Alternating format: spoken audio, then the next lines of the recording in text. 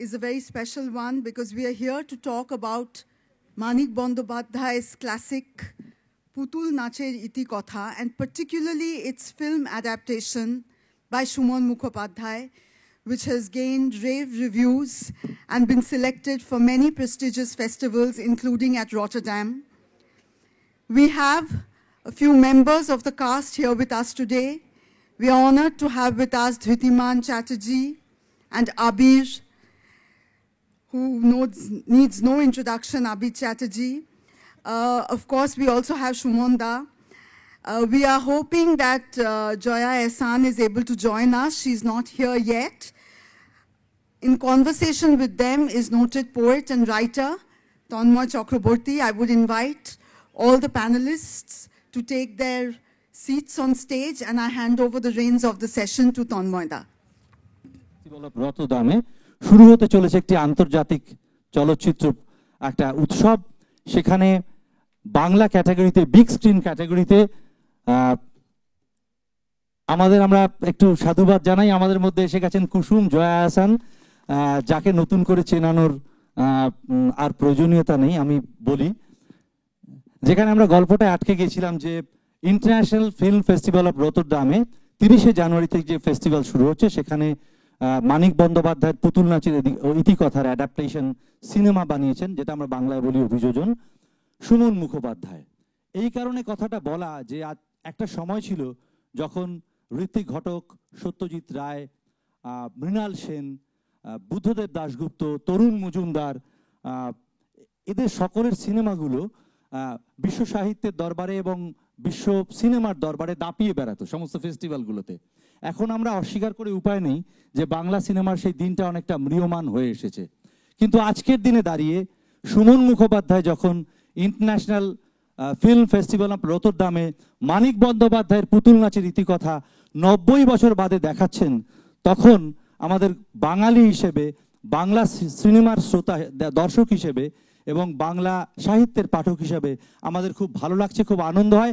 সেজন্য সুমন মুখোপাধ্যায় একটা বিরাট সম্বর্ধনা আমাদের থেকে পেতেই পারেন। আগামী 30শে জানুয়ারি ইন্টারন্যাশনাল ফিল্ম ফেস্টিভ্যাল অফ রতরডামে বিগ স্ক্রিন ক্যাটাগরিতে দেখানো হবে পুতুল নাচের ইতিকথা। প্রসঙ্গত বলে রাখা ভালো যে এই পুতুল নাচের ইতিকথা কিন্তু এই প্রথম সিনেমা নয়। এর আগে 1949 সালে সিনেমাটি হয়েছিল। তখন অসিত বন্দ্যোপাধ্যায় ছিলেন সেই সিনেমার পরিচালক, কে কে প্রোডাকশনস ছিলেন সেই সিনেমার প্রযোজক, এবং পরিবেশক ছিলেন Chhayabani limited.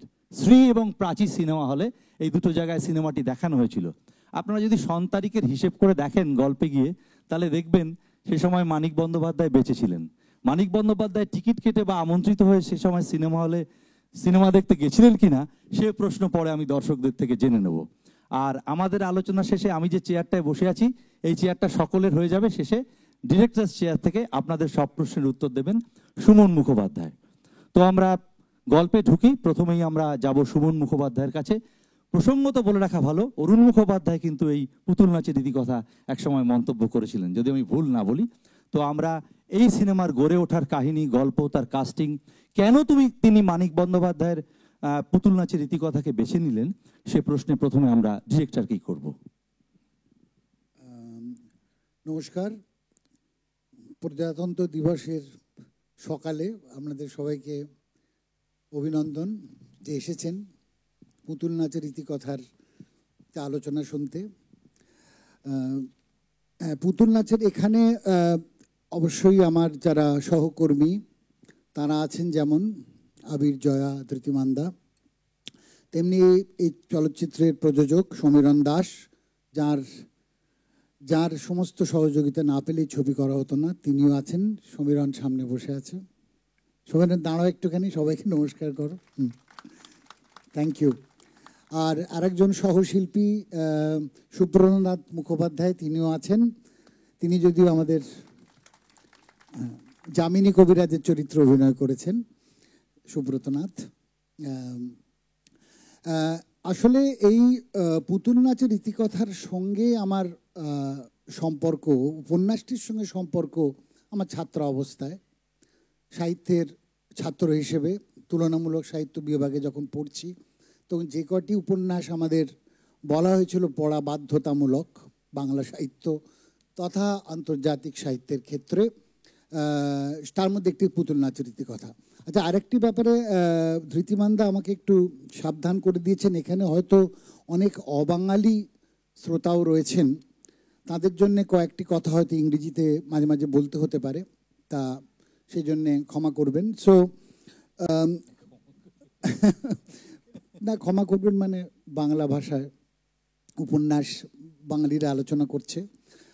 So for the people who don't understand Bengali, I was trying to kind of get a kind of why did I choose to do this film from the novel which is written like 1936.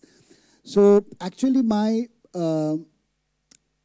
negotiation with the novel started when as a student of literature in comparative, and then I was like completely mesmerized with the novel, of course, as many literature lovers do. But the main thing is that Shoshi is the character who actually provoked me, because I found some strains of Shoshi inside me. The problem of, being passive thinker sometimes, like the person who is capable of so many things. As to quote a little bit from Tarkovsky's diary, when he was planning to do Hamlet, he was saying that this man called Hamlet has all the great qualities to change something, but somehow his passivity has kind of made him brought him back. He couldn't do anything. Finally dies. So I think that was one thing Shoshi's character is about, that there is and which connected to the contemporary history of intelligentsia, that we, knowing so much, being aware of so much historical movements and political movements, and seeing a lot of things happening around us, but somehow in the contemporary history of intelligentsia, or so-called intellectual thinkers who have the capability to protest, to bring a great change, kind of remain passive or became a kind of romantic brooder who speaks to themselves. They complain about many things, but they couldn't take that active decision or active step towards change. Like what Shoshi, he wanted to reform. He had a lot of possibilities to make those reforms, but finally he failed. He failed and became kind of a emotional brooder who speaks to himself about his inability to do that. So that was one thing. And also the women characters in the film, who kind of stands in a strong contrast to the inactivity or the passive intellectualism of Shoshi, especially Kushum, Shendidi, both these characters, and Moti, who did whatever they wanted to. They did everything. So to me, the novel is a huge canvas, like it's a big thing. But when we're adapting it for cinema, we have to think about one strain of motivation, one strain, one character, who actually brings the universe to us. So I think I focused on Shoshi and three women characters, Kushum, Shendidi, and Moti. And the most important character in the film is Jadhav Pandit, who kinds of commits a strange death, which is a homicide and suicide together. It's a rare in the world literature, a character like this who performs it's a public performance of suicide and homicide together, and the silent observer Shoshi in this moment, who completely couldn't do anything in the front of the celebrating crowd, who is actually celebrating the death of the suicide of Jadhav Pandit. So I think that these 4 or 5 characters together makes the essence of my film, because many people will complain why many characters are missing from the novel, why certain incidents are taken off, but to put together a film within 2 hours of time. It can be little longer too, but that doesn't matter. But I want to see that the finality of the film, that what people, after watching the film, is not about the novel, but about the film itself. Novel is there. It's one of the major treasures of our Bengali literature. But what actually we bring back, what take back after watching the film. So I kind of concentrated on that. And I think I mentioned that আমি কেন এই উপন্যাস থেকে করেছিলাম, কারণ আমার বারবারই মনে হচ্ছিল যে এই ছবিটা এখন বোধহয় করা প্রয়োজনীয়, এই কারণেই যে এটা একটা আজকের সময়ের একটু প্রেক্ষিতটা পাল্টে নিয়ে যদি আমরা দেখি, পুরাতনকে সামনে নিয়ে দেখি, ইতিহাস যেমন আমরা পড়ি আজকের সময়টাকে বোঝার জন্যে, একটা পুরনো সময়কে আমরা চেনার চেষ্টা করি আজকের সময়টা বোঝার জন্যে, সেইভাবে আমি আজকের সময়টাকে বুঝতে চেয়েছি এই আমার ইন্টারপ্রিটেশনের মধ্যে দিয়ে। এবং আমি গতকালই বলছিলাম যে নবারুণ ভট্টাচার্যের আমি উপন্যাস থেকে ছবি করেছি, হারবার্ট করেছি, কাঙাল মানসাট করেছি, মহানগর আট কলকাতা করেছি। সেখানে এই যুদ্ধ পরিস্থিতিতে একটা লাইন ছিল যেখানে তার প্রধান চরিত্র তার সন্তান কি পড়বে ভবিষ্যতের জন্যে। তারপরে অনেক উপন্যাসের নাম আছে, অনেক প্রবন্ধের নাম আছে। মঙ্গলাচরণ চট্টোপাধ্যায়ের যেমন বাংলা গদ্যের কথা আছে, তেমনি একটি উপন্যাসের নামে নবরন্দা করেছিলেন যেটা কোবা পড়বে, সেটা হচ্ছে পুতুল নাচের ইতিকথা। এবং সেই লাইনটা পড়ে আমার মনে হচ্ছিল এই ছবিটা আমার করা উচিত।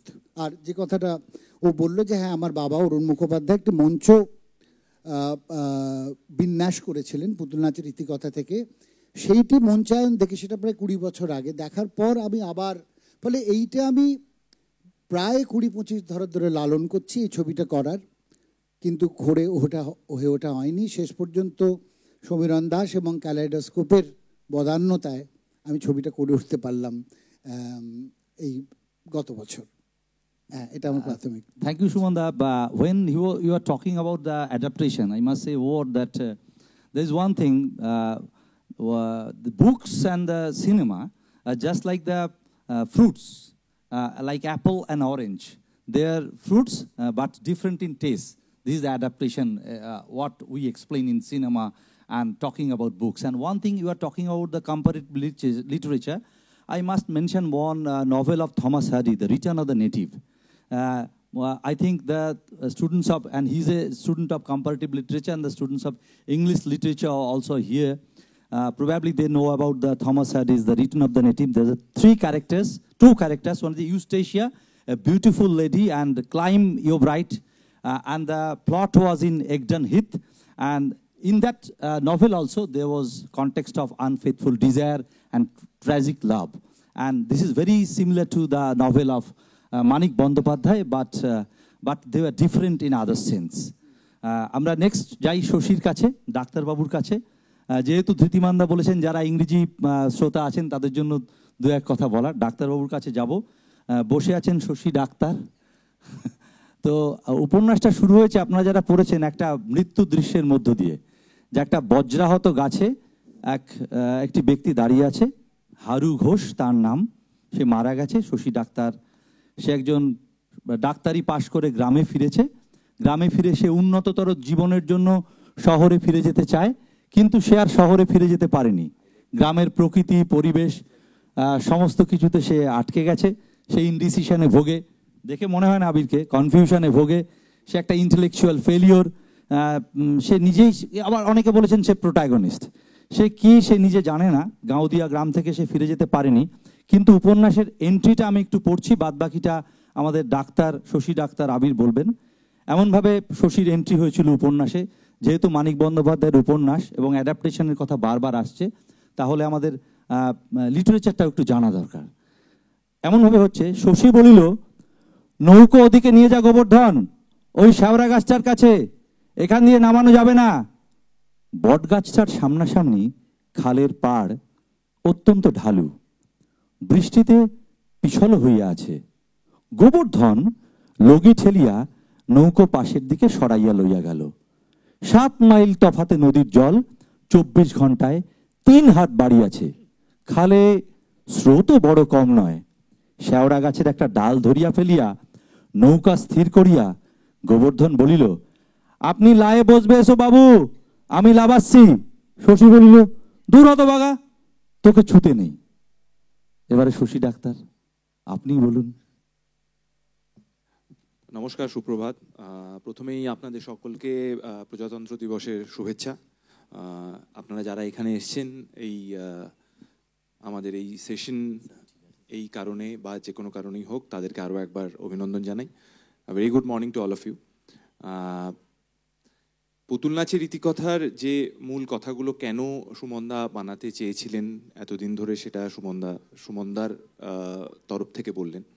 যখন আমার কাছে অভিনয়ের সুযোগটা আসে, সেটা খুব অদ্ভুত একটা সময়, কারণ সেই সময় আমরা একটা অতিমারি সবে পেরিয়ে এসেছি, এবং কোভিড প্যান্ডেমিকের পর all of us, we were like confused, anxious, tensed, যে কিভাবে আবার স্বাভাবিক জীবনে ফিরবো। There was a new term at that point of time, new normal.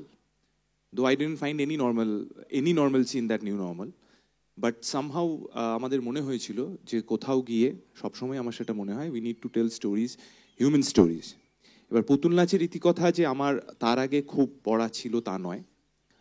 I used to be a moderate reader, but আমি কোনো নিজের এক্সকিউজ দিচ্ছি না, কাজের ব্যস্ততাও দেখাচ্ছি না, এখন হয়তো অতটা পড়া হয় না, কিন্তু মানিক বন্দ্যোপাধ্যায় পড়েছি, খুব বেশি পড়া হয়নি। যেটা হলো যে when I got the script, I started reading the novel, but to be very honest, আমার কেন জানি না স্ক্রিপ্টটা আমার অনেক বেশি রিলেটেবল লাগলো, কারণ যেটা সুমনদা একটু আগে বলছিলেন, because these are two mediums, film and literature. ফিল্মের ক্ষেত্রে একটা চরিত্র এবং আরও তার আশেপাশের ইন্টারাকশন, তার মাধ্যমে সেই সময়টা, সেই ইনডিসিশন, সেই কনফিউশন, সেটাকে তুলে ধরা, সেটা আমার কাছে আমি আরও বেশি করে কনসেন্ট্রেট করতে পেরেছিলাম। এবং টু বি ভেরি অনেস্ট, তন্ময়দা, থ্যাংক ইউ, তুমি বললে বটে, আমি জানি না whether it's very wise to disclose this. Indecision আমাদের সকলের জীবনেই কম বেশি আছে, বাট যেটা সুমনদা বললো, it's is very interesting, especially for us Bengalis, we know, we understand, but in action, unfortunately, আমরা কি আর সামনের সারিতে আছি? এটা বোধহয় আমাদের নিজেদেরকে, it's a right time to question. Recent কিছু ঘটনাতে আমাদের বিশ্বাস কিছুটা হলেও ফেরত এসেছে, কারণ আবার মানুষ তার মতো করে তাদের কথাগুলো বলেছেন। বাট আমি যদি সিনেমার পার্সপেক্টিভ থেকেই বলি, গতকাল আমি একটা আমার খুবই জনপ্রিয় একটি ছবি বহুরূপিতার একটি স্ক্রিনিংয়ে মুম্বাইতে গিয়েছিলাম।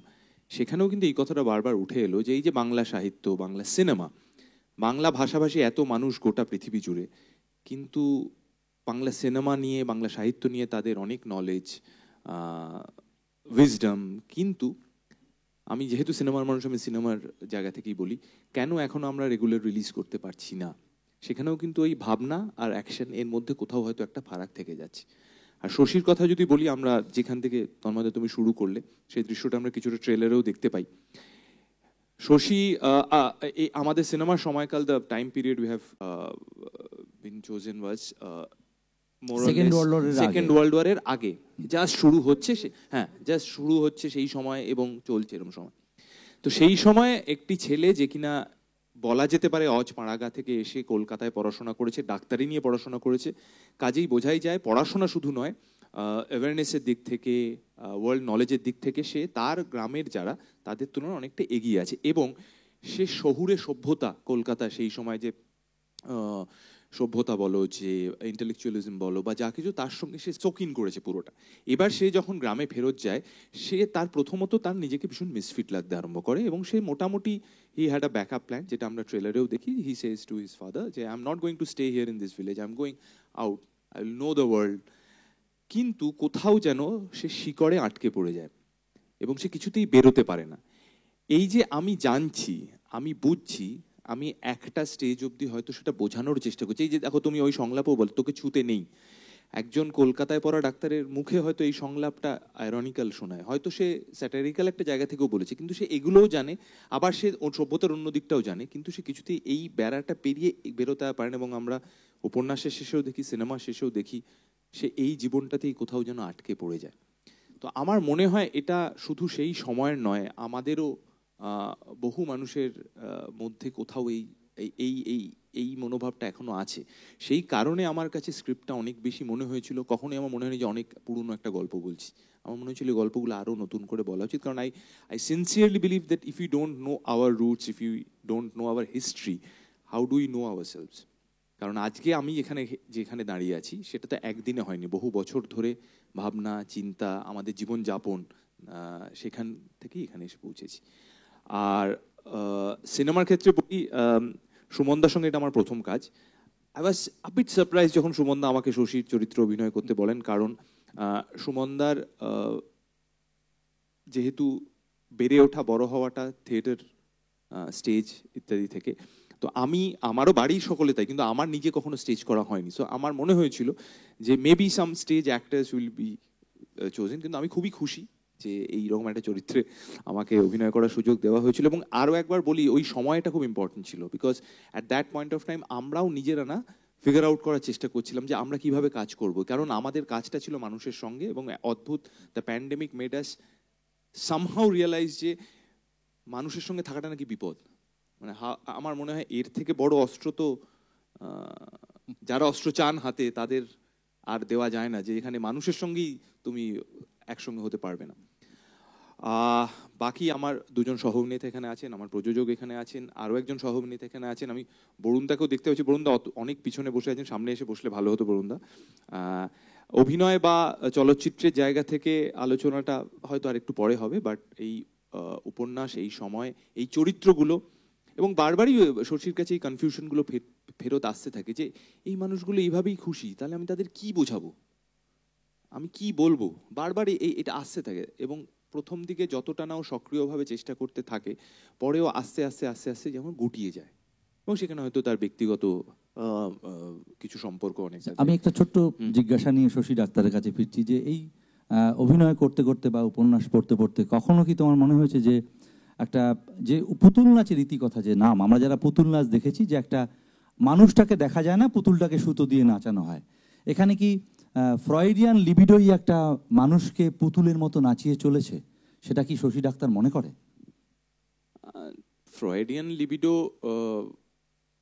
অবশ্যই কোথাও না কোথাও আছে, তবে পুতুল নাচের প্রসঙ্গ যেহেতু তুললেই, এটা বোধহয় কম বেশি আমার মনে হয় we need to kind of accept or acknowledge যে কোথাও তো অদৃশ্য সুতোর নাচে আমরা সবাই নিচে চলেছি, এবং সেটাই উপন্যাসের নামকরণ। খুব একটা যে অদৃশ্য তাও নয়, আমরা জানি বুঝি, বাট সেটা নিয়ে খুব বিশদে আলোচনা আমরা বোধহয় আর করতে চাই না। এটা নিয়ে আলোচনার ক্ষেত্রে একটা কথা বলি, আমি এটা অনেক সময় হয়, আমি দেখেছি সিনেমার ক্ষেত্রে তো বটেই, অনেক বেশি আলোচনার পরে ওই আবার প্যাসিভ অ্যাক্টিভের জায়গা থেকে একটা সময় আমি বলি যে না, আমাদের না কিছু করতে হবে, মানে ভালো কাজও করতে হবে, সেটা মানুষের কাছে পৌঁছতে হবে, দর্শকদের আরো বেশি দেখাতে হবে। শুধু আলোচনা করতে করতে শুধু চোনা টানা পড়ে যায়, তাহলেই ওই আবার অ্যাক্টিভ প্যাসিভ সিদ্ধান্তের জায়গা। হ্যাঁ, চমৎকার ভাবে আমাদের আবির শশী ডাক্তার প্রেসক্রিপশন করে দিল ব্যাখ্যা। এবারে আমরা যাব কুসুমের কাছে। কুসুম 23 বছর বয়সী উপন্যাসের নায়িকা, সে সন্তান ধারণে অক্ষম, তার স্বামী পরাণ, সে নীরস, সে প্রায় অসুস্থ থাকে, ফলে কুসুম করবে কি, তার ভালোবাসাকে তো প্রাধান্য দিতে হবে।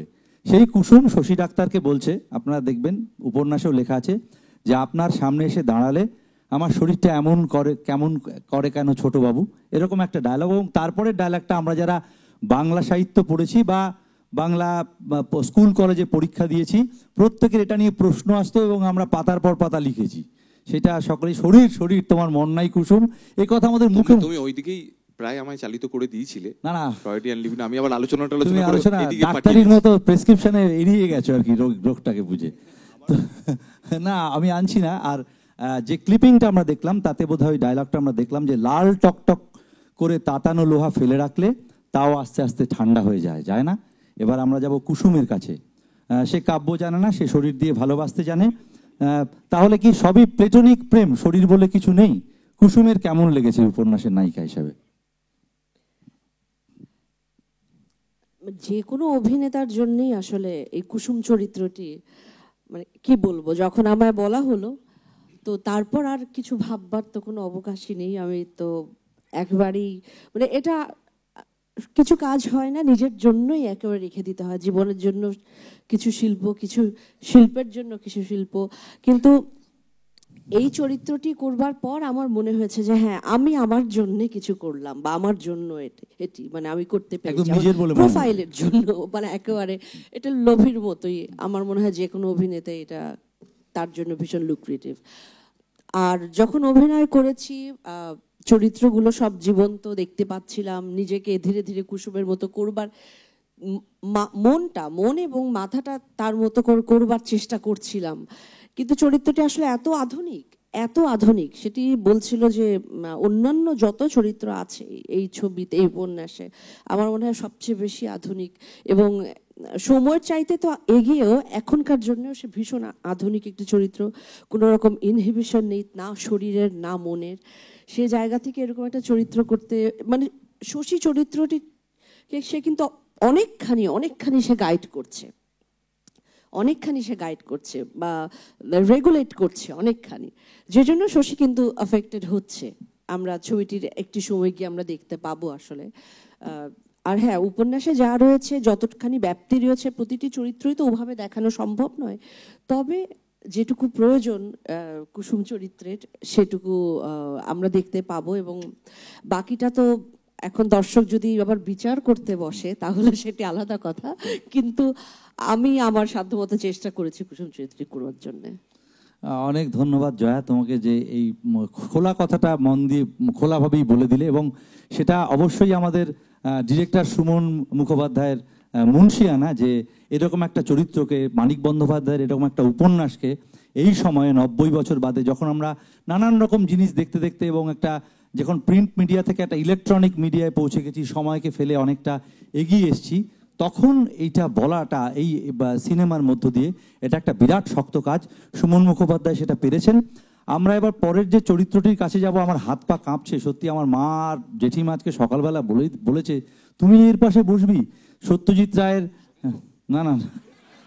সত্যজিৎ রায়ের প্রতিদ্বন্দ্বীর ধৃতিমান চট্টোপাধ্যায়, এবং আজকে তিনি সুমন মুখোপাধ্যায়ের পুতুল নাচের ইতিকথার যাদব পণ্ডিত। তিনি ধার্মিক, অলৌকিক ক্ষমতা সম্পন্ন, তিনি ভবিষ্যৎদ্রষ্টা পণ্ডিত। তার একটা অদ্ভুত ব্যাপার আছে, তিনি সবকিছু দেখতে পান এই উপন্যাসে, এবং তার সাথে একটা শশীকে তিনি ভালোবাসেন, কিন্তু তার সাথে একটা, যেহেতু সে ডাক্তার, তার সাথে তার মতবাদের একটা কনফ্লিক্ট আছে। তিনি সূর্য সিদ্ধান্তে বিশ্বাস করেন। তিনি একটু আগেই আমরা যে ক্লিপিংটা দেখেছি তাতে দেখেছি তিনি বলছেন জীবনের সার্থকতা চাইলে নির্মম হতে হয়, এবং তিনি মৃত্যু চেয়েছেন, সেই উপন্যাসে দেখানো আছে। এবং তারা আফিং খেয়ে তিনি এবং পাগলা দিদি একই দিনে মৃত্যুবরণ করেন। এরকম একটা দৃশ্য, একটা অসম্ভব শক্তিশালী চরিত্র। আমি এখন যাদব পণ্ডিত ধৃতিমান চট্টোপাধ্যায়ের হাতে মাইক্রোফোন তুলে দিচ্ছি। আমি কি ইংরেজিতে শুরু করব? I'm a little curious. Are there a lot of people here who don't understand Bangla? Can you raise your hands? No. There's one, but that person is very important to me because she's a bureaucrat and an accomplished film critic. So, whatever I say, I want to communicate to her. I think one of the problems of this discussion we are having is that, I wonder how many in this audience, how many people have actually read the novel. Right? Can we have a show of hands again?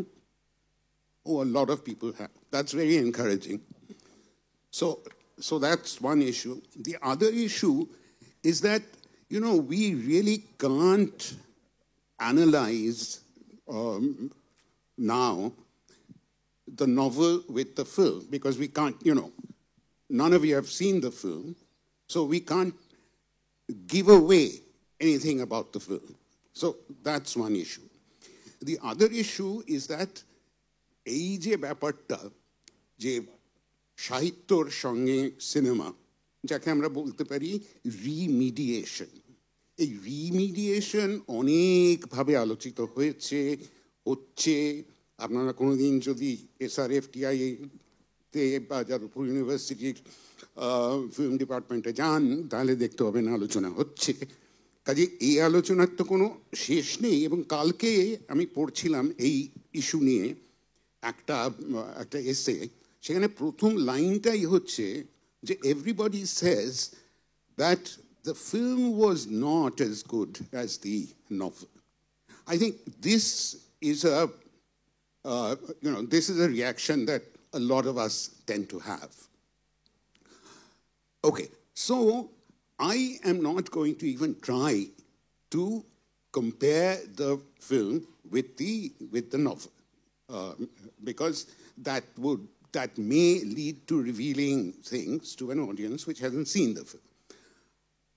আমি ধরে নিচ্ছি যে আমি উপন্যাসটা পড়েছি, কিন্তু আমি ছবিটা দেখিনি। যেটা এখানে যারা শ্রোতা দর্শক আছেন তাদের বেশিরভাগের অবস্থা তো তাই, যে উপন্যাস পড়েছেন কিন্তু ছবি দেখেন। এখন তাহলে তাদের এই ছবি থেকে তারা কি আশা করবেন, আমি কি আশা করব? আমার তো প্রথম প্রশ্ন হবে, যেটার উত্তর সুমন অলরেডি দিয়েছেন, যে এই ছবিটা এখন কেন, এটার উত্তর উনি দিয়েছেন। আমার দ্বিতীয় প্রশ্ন থাকবে যে মানিক বন্দ্যোপাধ্যায়ের যে মার্কসিস্ট বিশ্বাস, সেটা কি ছবিতে প্রতিফলিত হয়েছে? আমার মতে উপন্যাসে সেটা প্রতিফলিত হয়েছে। শশীর যে একটা প্যারালাইজড অবস্থা, তার একটা বড় তার একটা ব্যক্তিগত কারণ তো আছেই, কিন্তু তার একটা বড় কারণ হচ্ছে যে এই যে ফিউডাল রিলেশনশিপগুলো, সেগুলো ওকে প্যারালাইজ করে রেখেছে। কাজে এর একটা সামাজিক অর্থনৈতিক একটা এক্সপ্লেনেশন আছে।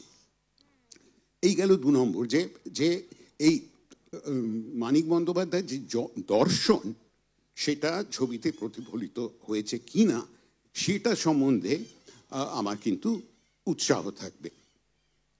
3 নম্বর হচ্ছে, এটা একেবারে অন্য জায়গায় গিয়ে, যে উপন্যাসে আর সমস্ত ছেড়ে দিল, কতগুলো ভীষণ ভালো প্রকৃতির বর্ণনা আছে। সেই বর্ণনাগুলো আমরা কি সিনেমাতে পাবো? আমি একটা উদাহরণ দিচ্ছি। হারু ঘোষ মারা গেছে, তার বিদ্যুৎস্পৃষ্ট হয়ে তার দেহ আবিষ্কৃত হলো, তারপরেই বোধহয় উপন্যাসের 2য় পৃষ্ঠায় একটা প্রাকৃতিক বর্ণনা আছে। আপনাদের অনুমতি নিয়ে সেটা আমি একটু পড়ছি।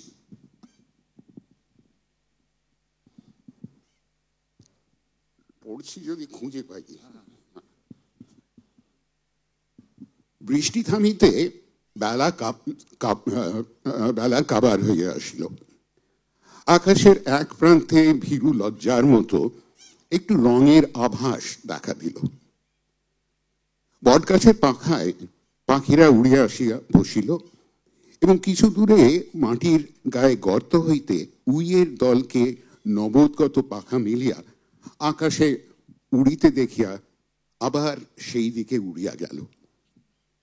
হারুর স্থায়ী নিষ্পন্দতার সাহস পাইয়া গাছের কাঠবিড়ালিটি একসময় নিচে নামিয়া আসিল।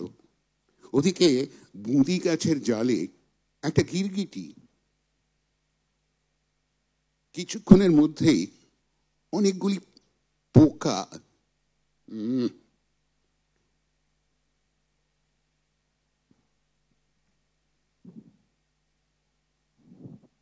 সরি, আমি এবার একটু যাই, কোথায় চলে গেল আমি জানি না।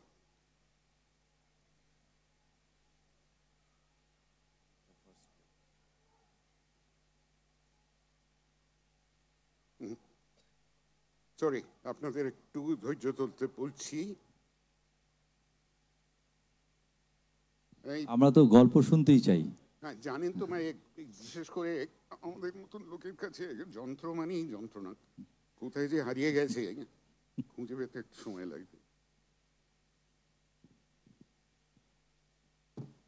যাই হোক, সংক্ষেপে বলি যে ওখানে একটা দারুণ সুন্দর প্রাকৃতিক একটা বর্ণনা আছে, এবং বর্ণনাটা যেহেতু ছাপার অক্ষরে, বর্ণনাটা পড়ে আমাদের কল্পনার দরজা খুলে যায়।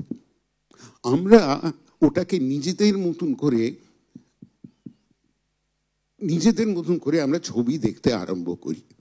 এখন এই যে বর্ণনা, এবং সেই বর্ণনার যে নুয়ান্সেস, সেগুলো কি সিনেমায় করা সম্ভব বা সেগুলো কি সিনেমায় হয়েছে, এটা আমার কাছে আরেকটা প্রশ্ন থাকবে।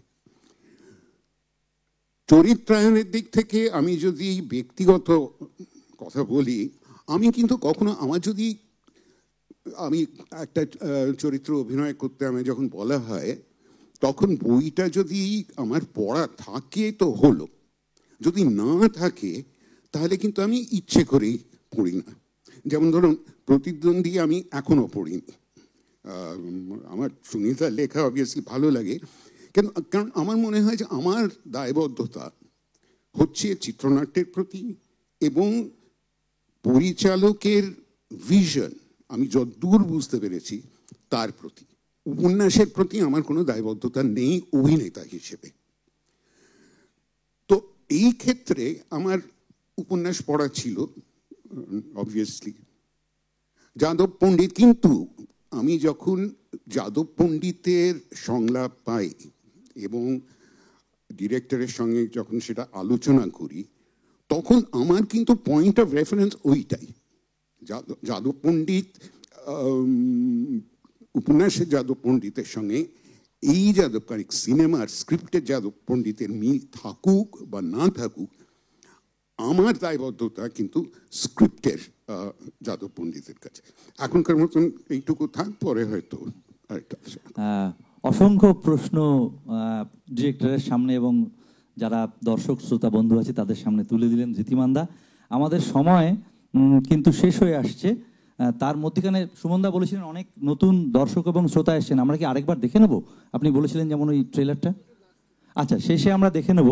তো এই উপন্যাস কিন্তু শুধু শশী কুসুমের উপন্যাস নয়, এতে যামিনী কবিরাজ যেমন রয়েছেন, সেনদিদি রয়েছেন, কুমুদমতি রয়েছে, বিন্দুবাসিনী নন্দলাল রয়েছেন, এরকম অসংখ্য চরিত্র এবং উপন্যাসের মধ্যে অনেকগুলো গল্প ঘিরে ঘিরে ঘিরে ঘিরে তৈরি হয়েছে এই উপন্যাস। এই উপন্যাসের অনেক বড় ব্যাপ্তি। এটা সাধুবাদ পাওয়া দরকার সুমন মুখোপাধ্যায়ের, যে তিনি এতগুলো গল্পকে ঘিরে আজকের দিনে দাঁড়িয়ে 90 বছরের পুরনো একটা গল্পকে আজকের দিনেও সজীব করে তুলেছেন। এই জন্য সমস্ত ধন্যবাদ তারই প্রাপ্য। এতক্ষণ যে চেয়ারে বসেছিলাম, আমাদের সময় সংক্ষিপ্ত, তো আমি এবার আমার চেয়ারটি ছেড়ে দিচ্ছি এবং মাইক্রোফোনটা কেউ একটু দিয়ে দেবেন। ও বলছে মাইক্রোফোন আছে। যাবতীয় যা প্রশ্ন আছে ডিরেক্টরস চেয়ারকে করুন। রয়েছে কুসুম, রয়েছে শশী, রয়েছেন যাদব পণ্ডিত, ওখানে বসে আছেন যামিনী কবিরাজ। আপনাদের সব প্রশ্ন তাদের দিকে থাক। হ্যাঁ, এবার প্রশ্ন উত্তর পর্ব। যারা যারা হাত তুলেছিলেন যে আমরা উপন্যাসটা পড়েছি, অনেক হাত তখন উঠেছিল, তাদের কাছ থেকে আমরা প্রশ্নটা আশা করি।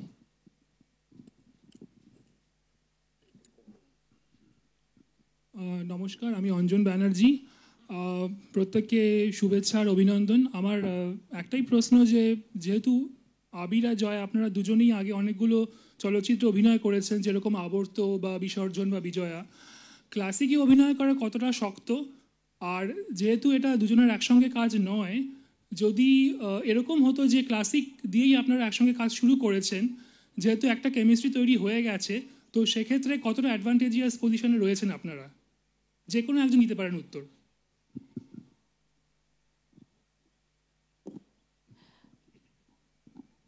হ্যাঁ, আমাদের আগে একসাথে কাজ হয়েছে, সেটা তো অবশ্যই একটি যে কোনো কাজ করতে গিয়ে পরবর্তী কাজে সেটা সাহায্য করে। তবে এই ফিল্মে অভিনয় করবার জায়গায় যদি বলি, তাহলে দায় ছিল দুজনেরই আলাদা আলাদা।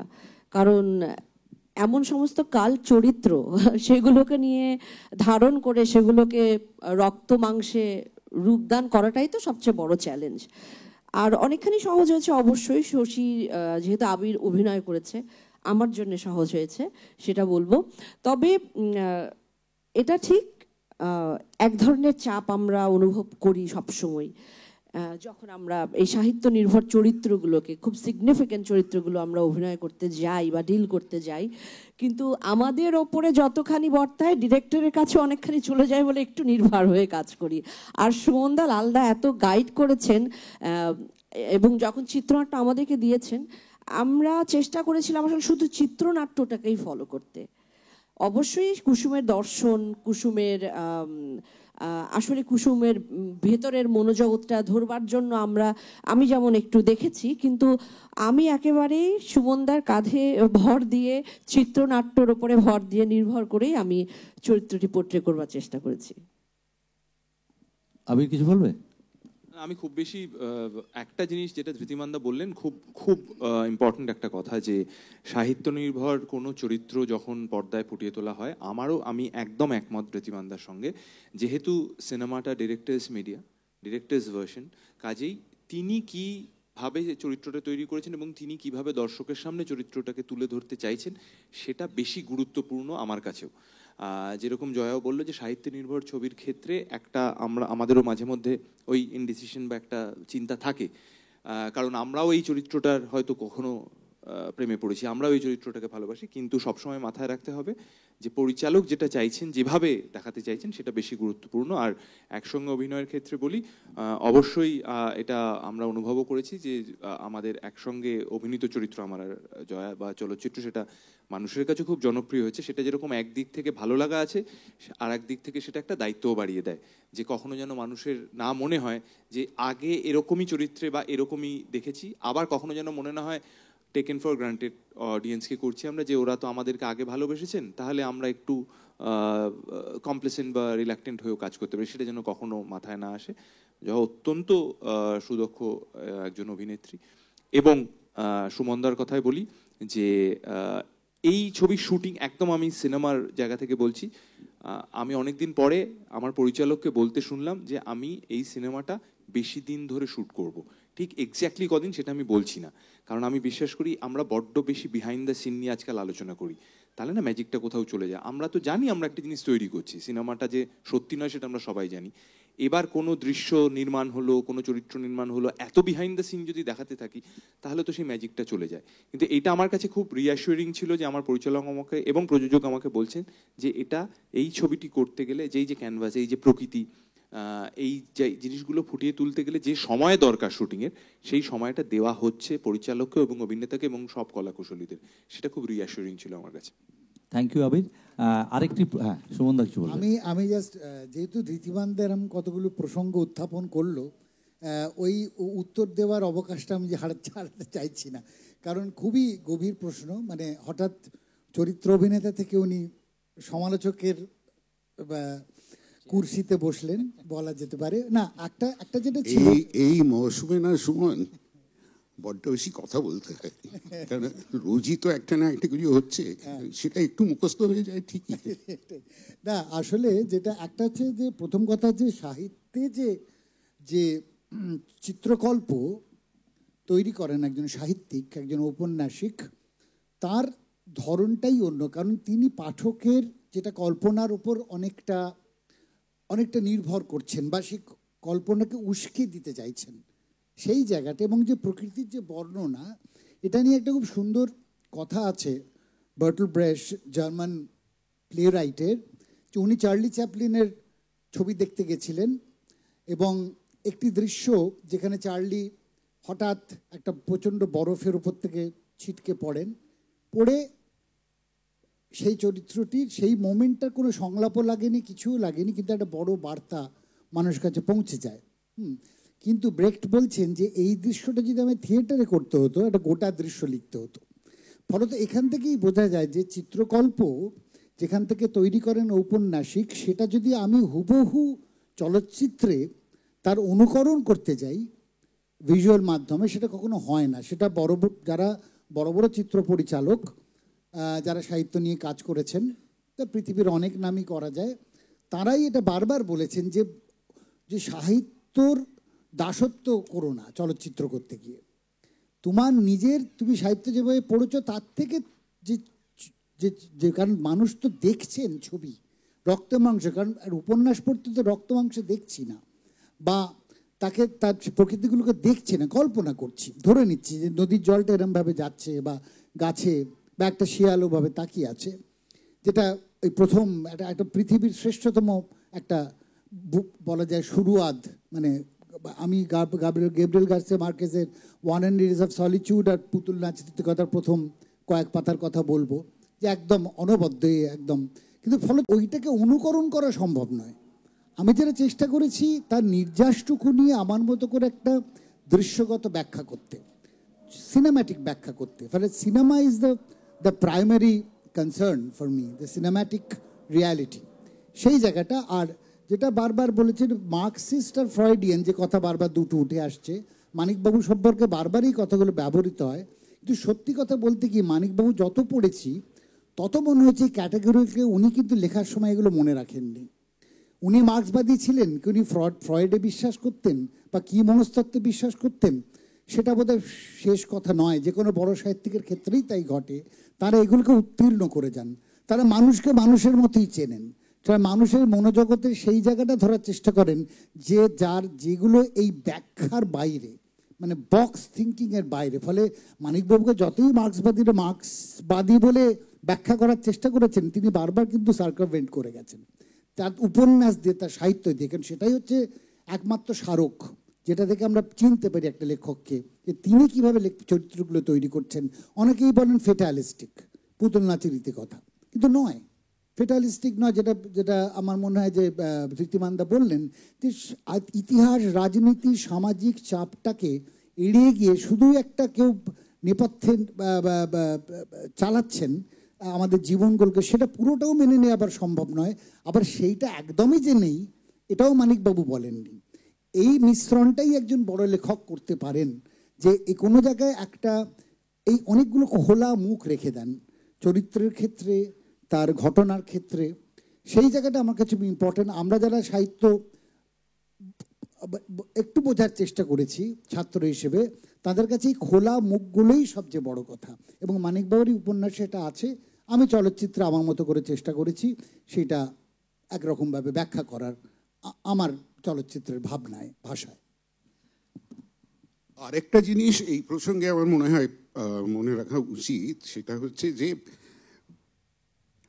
একজন সাহিত্যিকের ব্যক্তিগত জীবন, ব্যক্তিগত চরিত্র তার সাহিত্যকে অবশ্যই প্রভাবান্বিত করে। আমরা যদি সোশ্যাল রিয়েলিজমের কথা বলি, তাহলে তারাশঙ্কর, বিভূতিভূষণ এবং তার মানে বছর 7-8 পরে মানিক বন্দ্যোপাধ্যায়, তিন বন্দ্যোপাধ্যায়। এখন এখানে আমাদের মনে রাখতে হবে মানিক বন্দ্যোপাধ্যায় যাকে ইংরেজিতে বলে হি ওয়াজ আ কনফ্লিক্টেড সোল, মানে ওর অনেকগুলো মানসিক সমস্যা ছিল। উনি লোকে বলে উনি অ্যালকোহলিক হয়ে পড়েছিলেন। কাজে এই যে ও নিজের মধ্যে যে দ্বন্দ্বগুলো, যে টানা পড়ে, এবং উনি একটা সময় মানে কালীভক্ত হয়ে পড়েছিলেন, সেটাও হ্যাঁ, মানে এই যে, এবং এটা নবরুদ্ধার ক্ষেত্রে আমি দেখেছি, একদিক দিয়ে বুদ্ধ, একদিক দিয়ে মার্কস, এই দুটোকে কি নিয়ে মেলাচ্ছেন।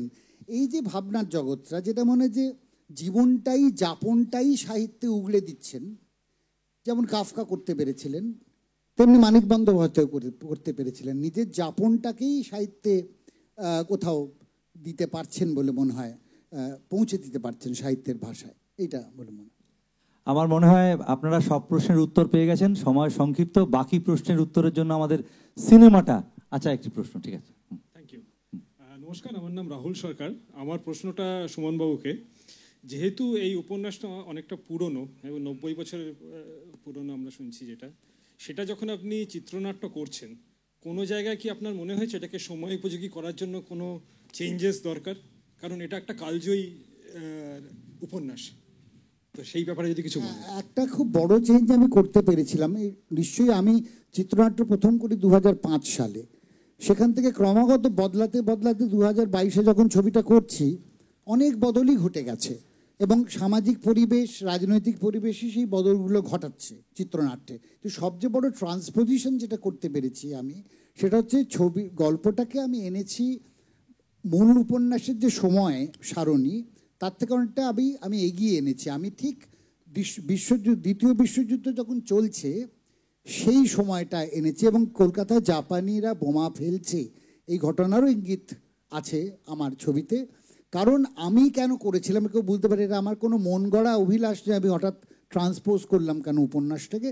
আমার মনে হয়েছিল বাইরের যে ঘটনার ঘনঘটা যখন চলছে, ইতিহাসের যে ঘনঘটা চলছে, দ্বিতীয় বিশ্বযুদ্ধ চলছে, আমাদের ভারতের স্বাধীনতা সংগ্রাম গভীরভাবে শুরু হয়েছে, এই সমস্ত কিছুর অভিঘাত কীভাবে এই গাউদিয়া গ্রামটা এসে পড়ছে, এত ঘনঘটা, এত কিছু ঘটছে, এত এত বড় বড় বদল ঘটে যাচ্ছে চারপাশে, তার অভিঘাত কি কোনোভাবে শশীর ওপর এসে পড়ছে? শশী কিন্তু বলছে যে, যখন বলছে যে এখানে একজন বলছে গ্রামের মানুষ যে কোথাও একটা দুর্ভিক্ষ হয়েছে, শশী বলছে যে হ্যাঁ, ইউরোপে যুদ্ধ হচ্ছে তাই দুর্ভিক্ষ হয়েছে এখানে, যেটা ঘটনা আমরা সবাই জানি। সেই ঠিক মন্বন্তরের যেখানে অশনি সংকেত শুরু, আমার ছবি সেখানে শেষ। এরপরই দুর্ভিক্ষ আসবে পশ্চিমবঙ্গে, বঙ্গে, এবং সেইটার সমস্ত ছোট ছোট ইঙ্গিত রাখা আছে। ফলে এই যে সাম্প্রতিক এই ভাবনাগুলো, এইগুলো আমি কিন্তু ছবিতে আনতে পেরেছিলাম। এবং ট্রান্সপোজিশনটা হচ্ছে আমার শেষ ভাবনা, আমি একদম শেষ ড্রাফটে এই ট্রান্সপোজিশনটা করি। তার ফলত অনেক সংলাপ বদলে যায়, অন্যয় বদলে যায় সংলাপের, কারণ ভাষাও পাল্টাচ্ছে সময়ের সঙ্গে। সেই ভাষা বদলানোর ইঙ্গিতটাও আমার চিত্রনাট্যে আনতে হয়েছে, এবং কতগুলো ভাষার বিভিন্নতা তৈরি করেছি। তো এই ঘটনাগুলো, সংলাপ যে বদলে যায় সময় বদলে গেলে, সেটা সবাই জানেন, কারণ ভাষা ক্রমাগত বদলাচ্ছে। এইটা। প্রিয় দর্শক বন্ধুদের অসংখ্য ধন্যবাদ। আমরা অপেক্ষায় থাকবো সেই দিনটার জন্য যেদিন কলকাতায় এই পুতুল নাচের ইতিকথা সুমন মুখোপাধ্যায় একটা কথাও আগেই বলেছে প্রস্তাবনায়, অনেকে পরে এসছেন। আমাদের কাছে একটা সত্যি কি বলবো, আনন্দের খবর, গর্বের খবর, যে আগামী 6 ফেব্রুয়ারি ইন্টারন্যাশনাল ফেস্টিভ্যাল অফ রটারড্যাম, সেখানে প্রতিযোগিতা বিভাগে, বিগ স্ক্রিন প্রতিযোগিতা বিভাগে এই ছবিটি নির্বাচিত হয়েছে, এবং আমরা অনেকেই যাচ্ছি। দেখি এই আমাদের এই দিকের বার্তা, এই দিকের এই সময়ে ভারতবর্ষের গল্প কি করে ইউরোপে অভিঘাত তৈরি করে, সেটা জানার জন্য আমি উন্মুখ, যে কীভাবে এই চরিত্রগুলো মানুষ চেনে, কিভাবে বোঝে, তা কীভাবে পৌঁছয়। কারণ একটা বড় গ্যাপ, লস্ট ইন ট্রান্সলেশনও হয়ে যেতে পারে, সেটা জানি না, সেটা দেখার জন্য উন্মুখ হয়ে আছি। কারণ এটা একটা সত্যি বড় পাওনা যে একটা আন্তর্জাতিক প্রতিযোগিতা বিভাগে পুতুল নাচ দেখানো হবে, এইটুকু। আর সমস্ত দর্শক বন্ধুদের পক্ষ থেকে সুমনদার কাছে আমাদের আবেদন নিবেদন, যাই বলুন, কলকাতার স্ক্রিনে আমরা খুব শিগগিরই এটা দেখতে চাই। সেই জন্য সকলে আরেকবার জোরে হাততালি হয়ে যাক। প্রযোজক বসে আছে, প্রযোজক ঠিক করবে, আমরা দেখতে চাই, টিকিট কেটে আমরা সবাই দেখতে যাব। হ্যাঁ, এই সমীরণ কোনো ডেট আছে আমাদের?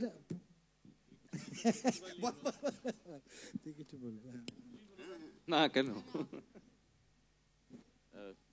ছবির সাফল্য আন্তর্জাতিক ক্ষেত্রে যদি পাই আমরা, তাহলে এর রিলিজ ইন বেঙ্গল পিছবে। সুতরাং সাফল্যের সাথে একটা ডেট আছে। সাফল্য যদি আসে তাহলে আরও কয়েকটা ফেস্টিভ্যালসে যাবে, তারপর রিলিজ হবে। আদারওয়াইজ আমরা আগস্টে প্ল্যান আছে এই ছবিটা রিলিজ করার কলকাতায়। ধন্যবাদ। আচ্ছা, এবার আপনাদের সিদ্ধান্ত নেওয়ার পালা। আপনারা কি চাইছেন? বেশি সাফল্য চাইছেন নাকি সাফল্য চাইছেন না, সেটা আপনারাই সিদ্ধান্ত নিন। কিন্তু লালদা, সুমনদা পাশ থেকে বলছে যে যদি কোনোভাবে সাফল্য না আসে তাহলে কি রিলিজ খুব এগিয়ে আসবে, আর যদি ভীষণ সাফল্য হয় তাহলে কি রিলিজ হবেই না? এর উত্তর একমাত্র প্রযোজকের কাছে আছে। আর ওই যে তন্ময় যেটা বললো, সেটা দয়া করে মনে রাখবেন যে যখন যাবেন টিকিট কিনে দেখবেন কিন্তু।